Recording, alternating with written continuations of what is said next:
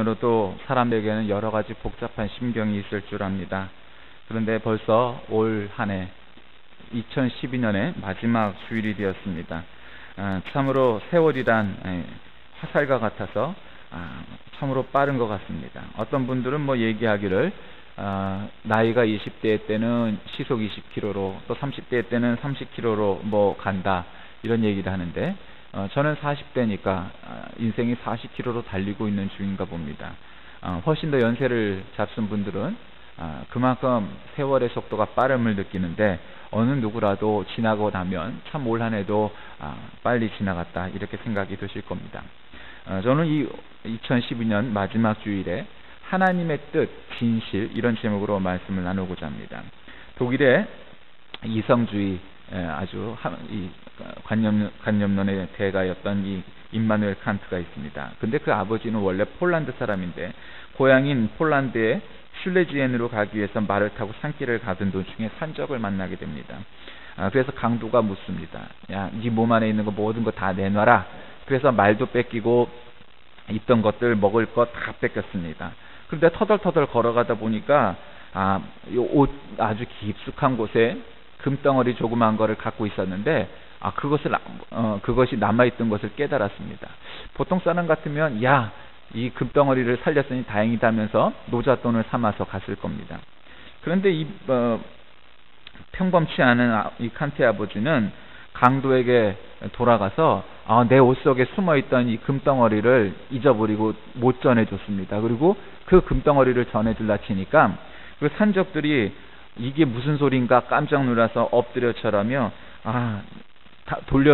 당신에게서 빼앗은 걸 다시 돌려드릴 테니 우리를 위해서 좀 기도해 주십시오. 라고 했답니다. 저는 오늘 읽은 본문 말씀이 마태복음 25장에 나오는 이 달란트 비유 이 말씀을 들을 때마다 나름대로 어떤 긴장감 비슷한 것을 느끼게 됩니다.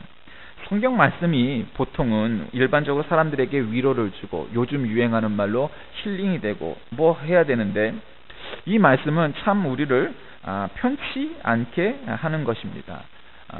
어떤 위치에서도 이를테면 내가 5달란트 받은 자이든 2달란트 받은 자이든 혹은 1달란트 받은 자이든 우리가 큰 어려움을 느끼고 위기감을 느낄 수 있습니다. 이 말씀이 우리에게 그렇게 들려지는 이유 중에 하나는 사람들이 이 말씀을 뭔가 좀 너무 자의적으로 해석하는 부분이 있지 않나 해서가 더 그렇습니다. 집중적으로 오해하는 부분인데 그것은 무릇 있는 자는 받아 풍족하게 되고 없는 자는 있는 그것까지 빼앗기리라. 이 말씀은 씨 뿌리는 사람의 비유의 결론에 해당되는 마태복음 14장 12절 말씀과 꼭 같습니다. 무릇 있는 자는 받아 넉넉하게 되되 무릇 없는 자는 그 있는 것도 빼앗기리라. 이 말을 간략하게 정리하면 부자는 더 부자 되고 빈자는 더 빈자 된다. 뭐 이런 말 아닙니까? 흔히 말하는 부익부 빈익빈 뭐 이런 겁니다. 그래서 여기에서 생겨난 말이 사회학적 용어로 마태 효과, 매튜 이펙트라는 사회학 용어가 나옵니다. 미국의 사회학자 로버트 머튼이라는 사람이 자본주의 사회에서 벌어지는 부의 쏠림 현상을 본문에서 힌트를 받아 그렇게 이름 지었습니다. 확실히 우리가 사는 이 세상에 부익부 빈익분 현상이 많습니다. 공부를 잘하는 사람은 더 많은 지식을 갖게 되고 돈이 있는 사람은 없는 사람에 비해서 돈을 굴려서 부자가 되기가 더 쉽습니다. 또 많은 사람들이 이 본문의 달란트 분배가 불공정하다고 이야기합니다. 주인이 종셋을 불렀으면 공평하게 2달란트든 3달란트든 나눠줬을 일이지 왜 한 사람에겐 5을, 한 사람에겐 2를, 또 한 사람에게 1달란트를 주었느냐 뭐 하는 겁니다. 그러니 이것 자체가 굉장히 불평등하다 이렇게 얘기합니다. 여기서 달란트라고 할 때 이 달란트를 할 때 이 달란트는 우리가 생각하고 있는 그 액수보다는 상당히 큰 액수입니다. 한 달란트의 가치가 20kg에서 40kg 정도까지 지역마다 좀 다르지만 평균적으로 볼 때 한 33kg 그러니까 금의 국제 가격을 1g당 약 15불로 치면 한 달란트는 33kg라고 할 때 약 5천만 원 이렇게 5천만 불에 해당됩니다. 그러니까 우리 돈으로는 약 4억 7천만 원 그냥 대충 한번 보자면 한 달란트가 약 5억 원 정도 이렇게 되는 겁니다. 그러니까 5달란트면 약 25억 원 정도, 뭐 3달란트, 3달란트, 2달란트만 해도 한 10억 원 가량 되는 돈입니다. 그러니 한 달란트도 결코 작은 액수 아닙니다. 요즘 우리가 뭐 중소 뭐 업체들 아니면 뭐 이런 데서도 1년 결산해서 5억 올리기가 쉽습니까? 그리고 보통 자영업자들이 사업을 시작할 때 5억 원 이상 갖고 하기 쉽지 않습니다. 자본이 풍부한 사람이 이긴다. 이것은 이 자본주의 사회에서는 마땅한 일이지만 지금 여기서 그런 논리로 이 말씀을 이해해서는 안 됩니다. 세계 제1의 부자요 투자가인 워렌 버핏이라는 사람이 있습니다. 그 사람하고 식사를 함께 하면서 조언을 듣는데 그것이 상당히 도움이 되는가 봅니다. 그래서 사람들은 그와 밥을 한 끼를 먹으려고 돈을 내고 경매에 참여하는데 어떤 사업가가 65만 불을 내고 그 자리에 참여했습니다. 그때 워렌 버핏이 인생은 자기 내면의 잣대로 사는 것이 중요하다. 그렇게 살고 있는지 알아보려면 이런 질문을 당신에게 해보라. 나는 내가 나쁜 인간인 줄 알면서 세상에서는 선한 사람으로 여겨졌으면 하는가? 아니면 세상이 나쁘게 보더라도 스스로 선한 줄 알면서 살아가기를 바라는가? 그렇게 사는 사람은 얼마나 신나고 확신에 찬 삶을 살 수 있겠는가? 뭐 이런 얘기였습니다. 본문의 진실은 그와 비슷합니다. 주인이 종에게 달란트를 맡겼다는 것은 인간 자체가 책임적 존재라는 얘기입니다. 여기서 우리가 세막이 좋아하는 한 달란트냐, 2달란트냐, 5달란트냐 하는 것은 우리가 알 수 없습니다. 내가 지금 가난하니까 나는 한 달란트 받은 자야. 내가 지금 부유하니까 5달란트 받은 자야. 내가 공부를 많이 했으니까 5달란트 받은 자야. 내가 공부를 못했으니 한 달란트 받은 자야. 그와 같은 셈법은 너무도 어리석고 단편적인 것이란 겁니다. 내가 지금 부유할지라도 내가 5달란트 받았는지에 대한 확신은 아무도 알 수 없습니다. 그러니 불평하고 이것이 불공정하다 이야기할 수 없습니다. 사람의 능력이 얼마나 있느냐 하는 것은 우리 스스로 알 수 없기 때문입니다. 둘째로 달란트의 차이가 있다는 것은 인간 능력의 차이가 있음을 우리가 인정해야 됨을 우리가 깨닫게 해줍니다. 여러분, 우리가 아무리 인정하지 않으려고 해도 사람에게는 능력의 차이가 있습니다. 어떤 사람은 뭐 대체로 공부 열심히 안 해도 학교에서 듣는 것만으로도 좋은 성적을 내는 사람이 있는가 반면에 피가 터지게 열심히 공부해도 안 되는 사람이 있을 수 있습니다. 운동도 마찬가지지. 어떤 사람은 대충 보고 그 폼만 한번 따라해도 잘하는 사람이 있는가 반면에 돈 주고 배워도 운동 못하는 사람 못합니다. 그러니 내가 한 달란트 받은 자인지 5달란트 받은 자인지 알 수 없지만 그러나 분명한 건 사람에게 능력의 차이는 있다는 겁니다. 내가 돈 버는 능력이 있지만 다른 것은 약할 수도 있는 것이고 또 반대일 수도 있는 겁니다. 한 가지 잊지 말아야 할 것은 말이요, 그건 진실입니다. 주인이 세 번째 종에게 한 달란트를 줬습니다. 여러분, 한 달란트는 약 5억 원에 가까운 돈이라고 말씀을 드렸습니다. 뭐 저는 장사는 안 해봤지만 여러분, 하나님이 우리에게 주시는 은혜는 이와 같다는 겁니다. 한 달란트니까 우리가 뭐 한 달란트 조금이다 생각했겠지만 여러분, 주인이 종에게 믿고 맡기면서 5억 원을 맡겼다는 것은 적지 않은 돈입니다. 우리가 회사에서도 내가 운영할 수 있는 돈을 5억 원을 맡았다고 한번 생각해 보십시오. 그거 적지 않은 돈입니다. 하나님은 이 땅에 사는 모든 사람들에게, 특별히 하나님의 자녀들에게 최소한 자기가 먹고 살 수 있는 능력을 허락하여 주셨음을 믿으시길 바랍니다. 여러분, 그것이 어떤 자에게도 한 달란트는 허락하셨다는 겁니다. 즉 먹고 사는 거는 해결될 수 있도록 우리에게 허락하셨다는 겁니다. 세 번째로 우리가 보아야 하는 본문의 진실은 평가의 기준입니다. 오늘 본문을 보면 달란트 받았던 이 종들이 수익을 창출했건 아니건 결국 나중에 주인이 와서 그 부분을 셈하게 됩니다. 여러분, 여기서 우리가 무엇을 깨닫게 됩니까? 달란트 맡은 종은 결국 그 나중에 주인이 돌아오셔서 우리에게 셈할 때, 평가를 한다는 것입니다. 여러분, 지금 우리는 어느 누구에게 평가를 안 받을 것처럼 생각하고 살 수 있지만, 예수 안 믿는 사람도 그렇게 살 수 있죠. 그러나 우리가 이 다음에 세상 하직하여서 이 다음에 백보자 심판 때 결국 올라야 할 존재라는 사실을 잊지 말고 살아야 한다는 겁니다. 너 어떻게 인생 살았느냐? 하나님이 평가하실 거란 겁니다.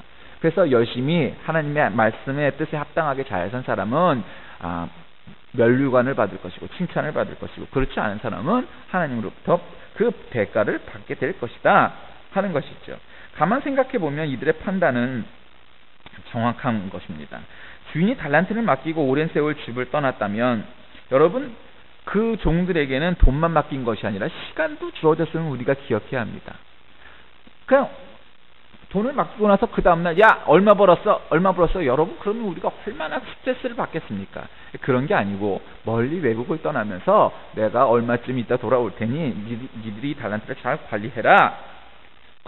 우리 인생도 마찬가지입니다. 물론 어떤 사람은 일찍 하나님이 부르실 수도 있고 그렇습니다. 그러나 대체로 아무리 뭐 건강이 좋지 않아도 요즘 70살 사는 것은 보통이고요. 사실은 그 평균 수명이라는 것이 병사 혹은 사고사 한 사람들이 있기 때문에 그런 사람들을 제외하면 80까지 사는 것은 유도 아닙니다. 요즘은 90살 살아도 그냥 보통이다 이렇게 생각하고 100살까지 사는 분도 쉽지 않게 만나볼 수 있는 세상이기 때문이죠. 주인이 돌아와서 이 두 종에게 내린 평가는 이겁니다. 잘하였다, 착하고 충성된 종아, 이렇게 표현을 했습니다. 이 말은 삶의 태도를 말하는 겁니다. 자기를 알고 자기 책임을 알고 주인의 마음을 아는 것이 중요하다는 겁니다. 그런데 한 달란트 맡은 자에게 했던 평가는 악하다, 악하고 악한 종이다 이렇게 불렀습니다. 그것은 바로 자기가 누구인지 몰랐던 겁니다. 시간과 돈을 주어서 일하도록 맡겼는데 그 시간과 돈을 허비했다라는 것이죠. 여러분 뿌리지 않은 데서 거두는 사람, 해치지 않은데 모으는 사람 이렇게 주인을 평가합니다. 그는 게으를 뿐만 아니라 악한 종이었습니다. 주인을 잘 몰랐던 겁니다. 주인은 없는 데서 뭔가 뽑아내려고 하는 분이다 이렇게 생각했다는 것이죠. 여러분 이 이야기를 이렇게 자세히 설명하는 데는 이유가 있습니다. 우선은 본문의 비유를 제대로 이해해야 그 당위성을 우리가 알 수 있다는 것이죠. 오늘은 마지막 주일, 흔히 말하는 송년주일입니다. 여러분 올 한 해 어떻게 지내셨습니까? 본문의 비유처럼 하나님은 우리에게 시간과 능력을 맡기셨습니다. 그런데 우리가 5달란트, 2달란트 받은 자처럼 칭찬받을 만한 한 해였는지 아니면 1달란트 받은 자처럼 그렇지 못한 해였는지 우리가 지금 하나님이 직접 우리 면전에 오셔서 말씀하시지 않을지라도 분명 하나님은 이 다음에 우리가 주님 만나게 되는 그날 그것을 평가하시게 될 겁니다. 내 인생은 그렇듯 철저히 단독자입니다. 우리가 더불어 사는 세상 어쩌고 해도 결국 하나님 앞에 설 때는 나와 하나님의 1대1의 관계로 단독자로 만나게 되는 겁니다. 그런데 그 과정은 또한 철저히 관계 속에서 이루어집니다. 우리 인생이란 것은 철저히 개인적인 실존으로부터 출발하여 마지막 하나님 앞에 단독자로 서지만 살아가는 과정에서는 또 사람들과 사는 관계 속에서 삽니다. 따라서 인생은 따로 또같이라는 표현 속에 함축할 수 있습니다. 알베르 까미가 그런 말을 했다죠. 인생이란 홀로됨과 같이함을 오가는 나룻배 같다. 이게 정말 정확한 표현 아니겠습니까? 여러분 우리 안에 하나님이 심어놓으신 달란트가 얼마나 되는지 한번 정말 확인하셨습니까? 여러분이 사업을 하는 분이라면 내가 정말 자본이 있던 없던 관계없이 하나님이 정말 나에게 많은 달란트를 맡기셨는지 얼마의 달란트를 맡기셨는지 정말 셈해 보셨습니까? 단지 내 통장에 돈이 얼마나 있는 것만을 따져서 내가 1달란트 받은 자다 이렇게 생각하셨습니까? 아니면 여러분이 학생이라면 내가 공부를 좀 못하니까 나는 1달란트 받은 자야 미루어 그렇게 짐작하고 있지는 않습니까? 실제로는 내가 5달란트 받은 자인데 공부는 열심히 하지 않으면서 그냥 하나님께서 나에게 그렇게 1달란트 받게 주신 것 같다 이렇게 생각할 수도 있습니다. 여러분 우리가 그렇게 생각한다면 그것은 착각입니다. 이 다음에 우리가 하나님께 받을 더 무서운 것은 하나님의 평가인데 유명한 일화가 하나 있습니다. 그것은 미켈란젤로가 시스틴 체프로의 천장벽과 프레스코 벽에다 그리는 그림을 그리고 있을 때입니다. 이 시스틴 체프로는 이탈리아 로마에 있는 것인데 로마의 침공으로 파괴된 예루살렘 성전을 본떠서 지어진 건축물이라고 합니다. 4년 반 만에 완공된 그 예배당인데 누가 보아도 작품은 끝난 것 같습니다. 그런데 그는 아직도 천장을 향해서 마지막 작업을 위한 손질을 계속하는데 그 가운데 조수가 묻습니다. 선생님 이제 다 끝나지 않으셨습니까? 물었더니 미켈란젤로는 자네 눈에는 끝난 것으로 보이는가? 내 눈에는 아직 끝나지 않았네. 내 눈에는 아직 끝나지 않았어. 그렇게 몇 달을 계속해서 이 작품에 매달리는 겁니다. 마침내 작업은 완전히 끝난 것 같았습니다. 그런데 또 여전히 작업 도구를 치우지 않고 계속 천장을 응시하면서 그 장소를 맴돌았답니다. 다시 사람이 묻습니다. 선생님, 이제는 정말 다 끝나지 않았습니까? 그때 미켈란젤로가 이와 같은 유명한 이야기를 했답니다. 내 눈에는 다 끝났다네. 그러나 주님 보시기에는 어떨지 모르지. 주님 보시기에는 어떨지 몰라. 여러분, 주님이 어떻게 우리를 보시는가, 이것이 중요합니다. 내가 나를 보는 것, 혹은 다른 사람이 나를 보는 것, 또 세상 속에서 평가, 그와 같은 것이 중요한 것이 아니라 하나님이 나를 어떻게 보시는가, 우리가 거기에 먼저 신경을 쓰는 사람, 관심을 두는 사람, 또 가치를 두는 사람 되어야 할 줄 압니다. 오늘은 12월 마지막 주, 1912년의 마지막 주일입니다. 올 한 해를 생각하면서 왜 아쉬움이 없겠습니까? 또 더 열심히 했으면 더 잘 되었을 텐데 하는 점도 많을 겁니다. 그러나 먼저 하나님 앞에 감사하시기 바랍니다. 여러분, 올 한 해를 우리에게 허락하시고 살 수 있게 하신 은혜를 한번 생각해 보십시오. 하나님 앞에 진실되이 선다면 우리가 하나님 앞에 먼저 하나님의 은혜에 감사할 뿐인 줄 믿습니다. 감사는 하나님께 드리는 귀중한 봉헌, 즉 하나님께 드리는 헌신입니다. 우리가 우리 중에서 가장 가난한 사람일지라도 할 수 있고 감사할 때 우리는 가난해지는 것이 아니라 오히려 부유해진다. 이렇게 토전하는 사람은 말했습니다. 또 자신과 가족만을 위할 때 사회는 불안정해지고 만인에 대한 만인의 투쟁이 벌어져 결국 자신의 삶도 위협받지만 사회 전체를 위해 불을 나누고 기부를 하고 봉사를 할 때 모든 삶이 풍요로워지고 명예와 존경도 얻을 수 있을 것이다. 부자로 죽는 것은 부끄러워해야 할 일이다. 어떤 책에 보니까 이와 같은 대목도 있었습니다. 또 어떤 글을 보니까 그릇된 이보다 옳은 이가 낫고 옳은 이보다 진실한 이가 낫습니다. 무례한 이도 옳을 수 있으나 진실한 이에게는 무례가 없기 때문입니다. 이기적인 이도 옳을 수 있으나 진실한 이는 이기적이지 않기 때문입니다. 교만한 이도 옳을 수 있으나 진실한 이는 교만에 빠지지 않기 때문입니다. 거짓된 이도 겉으로는 옳을 수 있으나 진실한 이는 그런 일이 없기 때문입니다. 모사를 숨기고도 옳을 수 있으나 진실한 이에게는 그런 경우가 없기 때문입니다. 뿐만 아니라 죄인에게는 진실은 있을 수 없기 때문입니다. 이것이 예수가 가르치는 산상설교의 진실입니다. 사랑하는 교우 여러분, 우리에게 남은 시간이 별로 없습니다. 이제 내일만 되면 2012년은 모두 끝나고 곧 2013년 새해가 오게 될 것입니다. 그리고 얼마 지나지 않으면 또 우리에게 2013년이라는 새로운 시간이 우리를 기다리고 부르게 될 겁니다.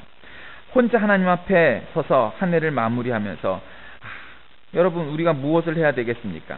하나님께서 우리에게 하시는 일들 참 많습니다. 사랑하는 교우 여러분, 올 한 해를 중심으로 생각해 볼 때 먼저 하나님 앞에 진실되이 서는 저와 여러분이 되시길 바랍니다. 그래서 올 한 해를 하나님, 이런 것은 참 부족했던 것 같아요. 하나님, 이런 것은 제가 하나님 앞에 참 잘 못했던 것 같네요. 또 하나님, 내년에는 좀 이런 것도 신경 써주세요. 내가 이런 일을 하려고 하는데 이런 도움 혹은 하나님이 도우셔야만 합니다. 제가 뭘 할 줄 알겠습니까? 하나님도 한번 도와주세요. 이렇게 한번 하나님 앞에 은밀하고도 아주 친밀하게 다가서서 하나님과 대화를 하신다면 하나님께서 그 진실되이 다가가는 우리들에게 좋은 은혜로 더해 주실 것입니다. 오늘 이 5달란트, 2달란트, 1달란트 받은 자의 비유는 우리에게 가르쳐 주는 여러 교훈이 있습니다. 저는 그 중에서 진실이라고 이 비유에서 얻을 수 있는 또 하나의 교훈을 여러분에게 제시하고자 하는 겁니다. 5달란트, 2달란트 받은 자는 그냥 그 주인이 맡긴 대로 진실되이 일했습니다. 사업을 하다 그걸 까먹을 수도 있었겠죠. 그 주인이 오늘 본문에서처럼 내가 그 돈을 너에게 땅에게 파묻게 하려면 그냥 이자놀이 해갖고 이자만 받아도 될 터인데 관리하는 자에게 줘서 이자를 놓게 했을 텐데 왜 내가 하필 너에게 1달란트를 맡겼겠니? 이런 대목이 나오죠. 여러분, 그 까닭은 네가 사업을 해봐라. 그래서 꼭 돈을 벌면 좋지만 그 돈을 깎아먹어도 그건 할 수 없는 일이죠. 사업이라는 건. 그래서 너에게 맡긴 까닭은 네가 이것을 사업을 하라고 돈을 줬던 것이지 네가 그것을 손해보지 않으려고 땅에다 가둬놨다가 묻어놨다가 또다시 갖고 오라고 너에게 준 돈이 아니다. 이런 대목이 나오죠. 인생은 그와 같습니다. 여러분, 아무 도전도 안 한다면 아무것도 이루어질 일이 없죠. 어떤 도전이든 위험 부담은 있게 마련입니다. 특별히 새로운 도전이라면 더욱더 그럴 수 있죠. 여태까지 안 해본 일이라면 그럴 수 있습니다. 그러나 이 세상이 얼마나 많이 변하고 있습니다. 얼마 전 뉴스를 보니까 이 골목상권, 특히 우리가 소위 구멍가게라고 말하는 그런 작은 슈퍼들 있지 않았습니까? 잡화점들. 여러분, 그것들이 뭐 몇 년 사이에 아주 수도 없이 줄어서 뭐 2년 전에 비해서 뭐 45%가 밖에 안 남았다, 뭐 그런 통계도 있답니다. 그냥 대기업들이 막 파고드는 겁니다. 그래서 뭐 이번에 새로 대통령이 되는 사람도 이제 대기업들이 상대할 것은 글로벌 기업과의 경쟁이지 골목 상권이 아니다, 뭐 이렇게 얘기했는데, 뭐 실제로 그렇게 될지 안 될지 한번 두고 봐야 알겠지만, 하여튼 점점 우리가 뭘 해야 먹고 살 수 있을까? 꽤 쉽지 않죠. 여러분 30년 전에 혹은 10년 전에, 아니 한 5년 전만 해도 괜찮던 사업 분야가 지금은 도저히 먹고 살기 어려운 분야로 변한 그런 일들도 정말 많습니다. 여러분, 그것은 우리가 사는 이 시대가 옛날에 비해서 훨씬 더 많이 빨리 변화되고 있고, 그 변화된 환경에 우리가 적응하면서 우리가 뭔가 어떤 사업의 분야가 블루오션이 될지, 어떤 사업 분야가 레드오션이 될지 판단하지 않는다면 지금 내가 하고 있는 일이 설사 잘 된다 할지라도 몇 년 가지 못해서 망할 겁니다. 여러분 잘 아는 것처럼 컴퓨터 산업, 인터넷 사업이 시작됐던 당시에 아주 기라성 같은 회사들이 있었죠. 소프트웨어의 MS, 마이크로소프트사, 또 하드웨어의 HP, 휴렛패커드. 여러분, 이 미국 기업들은 세계적인 양대 기업이었습니다. 그런데 오늘날 어떻게 됐습니까? HP도 살아남기 위해서 아주 그냥 뭐 소위 말하고 발악을 하고 있고, 뭐 프린터 분야에서나 그렇지 뭐 컴퓨터에서는 뭐 훨씬 밀렸죠. MS도 옛날 같지 않습니다. 여러분, 지금 미국에 잘 나가는 인터넷 IT 기업이라고 꼽는 데는 역시 애플, 구글, 양대 산맥이죠.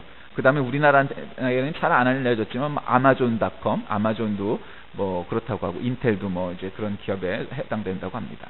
그 중에서도 특히 구글과 애플의 싸움이 치열합니다. 물론 이제 MS도 이제 있지만, 그래서 어느 회사가 살아남을지 알지 못합니다. 우리나라의 삼성전자가 뭐 애플하고도 뭐 경쟁하고 뭐 하지만 누가 살아남을지 알지 못합니다. 지금은 잘 나가고 있지만 10년 뒤에 어떻게 변할지 알 수 없죠. 그래서 우리가 끊임없이 연구해야 되는 것이죠. 한 달한테 받은 자처럼 그저 그냥 과거를 묻어두고 그냥 내 돈도 묻어두고 이자나 따먹으면 되지 와 같은 어떤 상태로는 아무런 발전도 할 수 없는 거죠. 몇 년 전에 노키아가 세계를 정복했던 때가 있었죠. 그런데 여러분, 그 노키아가 내년이 고비랍니다. 내년에 잘 못 넘기면 회사가 망할 수도 있답니다. 블랙베리 폰으로 유명한 림도 지금 내년이 고비랍니다.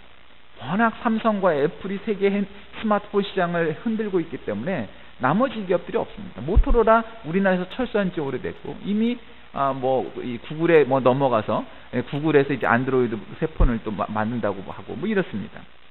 여러분, 우리가 어떤 사업이 전망이 있을지 우리가 그것을 전공하지 않는 이상 잘 알 수 없고, 그때 또 돼봐야 아는 거죠. 그러나 정말 중요한 것은 우리가 어떤 사업을 하든 우리가 정말 하나님 앞에 진실된 마음으로 서고 진실된 방법으로 사업을 하는 것, 그것은 어떠한 환경 속에서도 변하지 말아야 될 원리라는 사실입니다.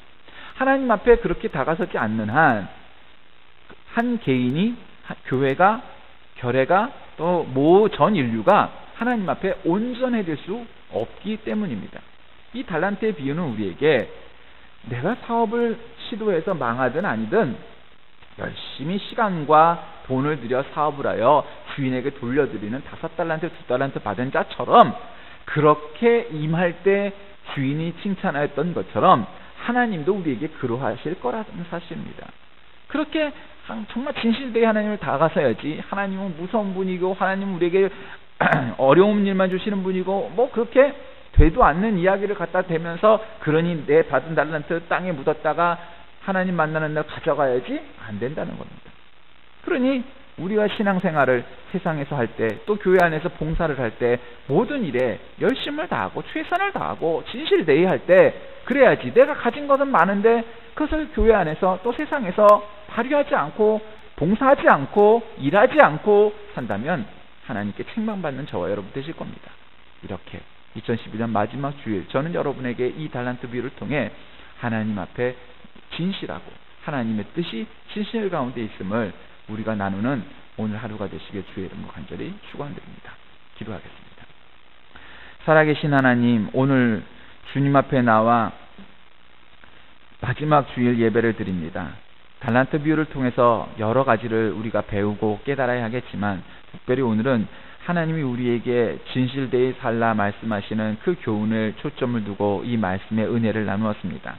내가 몇 달란트 받은 자인지 우리는 이루 알 수 없지만, 그러나 1달란트 받은 자나 5달란트 받은 자나 모두가 하나님 앞에 진실되이 살아갔다면 칭찬을 받았을 터인데, 그렇지 않은 사람도 있었음을 우리가 압니다.